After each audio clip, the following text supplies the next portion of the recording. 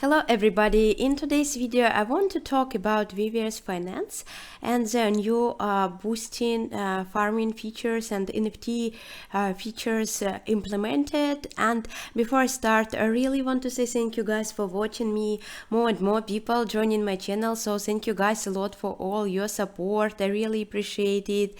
And you know, it's a couple of days already that VVS Staking Utility second generation is actually started with extra farming yield by locking xVVS into the vaults and staking VVS miner moles. And let me actually show you how it works and what is the most important here.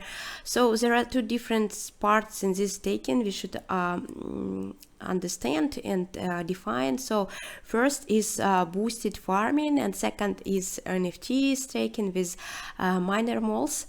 For the first one, once you have your xVVS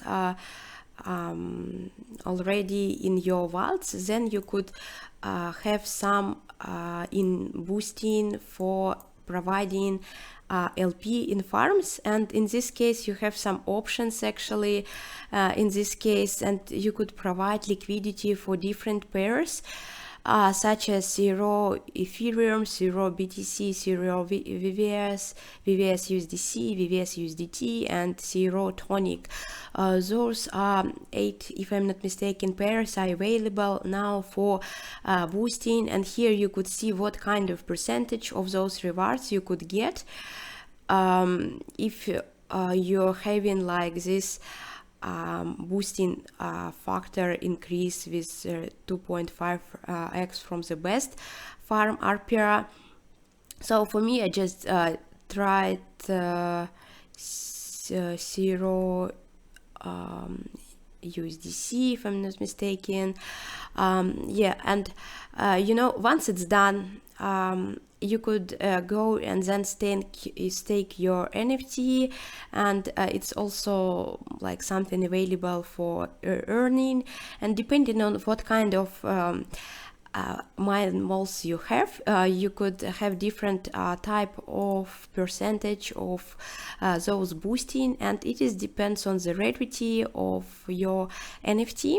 So for those of you who were part of the initial sale, like myself, I did not aware what specific miner mole I will have.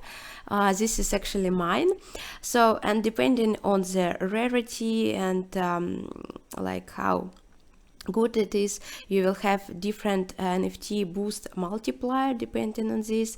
And for those of you who are not part of the initial sale, you could go to Minted.Network and buy something from the secondary market. Those are different types of available, and if you're already familiar with those RPRs and percentages, you could search specifically for some you're wanting to buy and purchase it from secondary market with 0 coins. So yeah, and in the end your rewards will be like boosted compared what you initially put in those vaults and firms. And actually, let me also share my personal opinion and some kind of risk associated with this. So for me personally, I'm more using the mines now. I just tried those farms because it's the only way for now to use those NFT staking, and as I have already one, I just wanted to try it. And I think that people should be a bit like at least understand those risk of impermanent loss with those farming and having two like different pairs.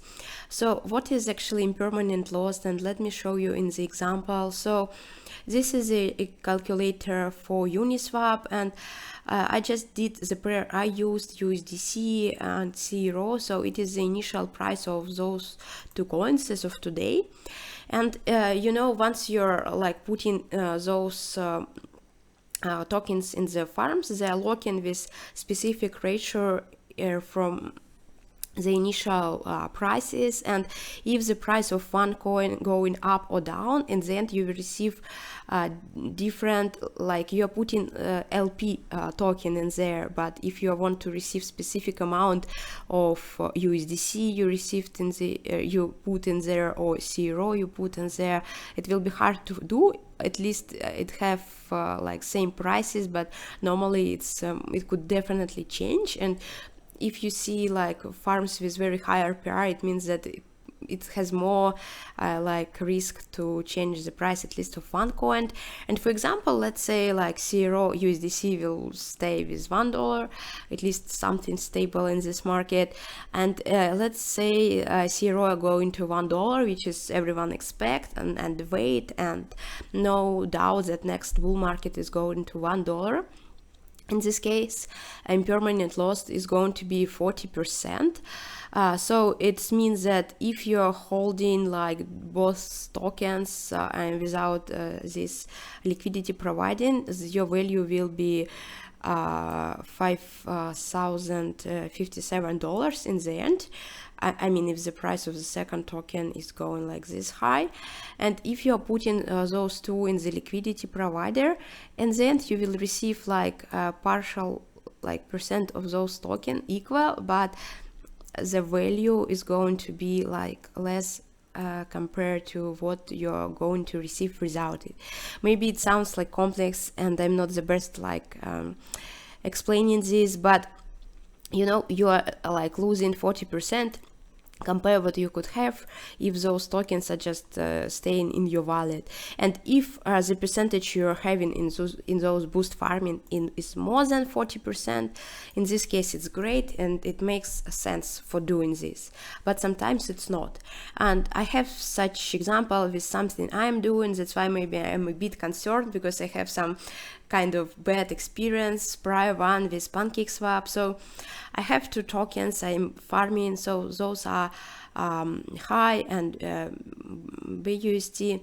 So this high is like Metaverse coin, which was kind of like pumped with Binance listing, and I did put it like once the price was about like I don't remember, but let's say $9, and I did put equal percent like $250 of high and $250 of BUSD.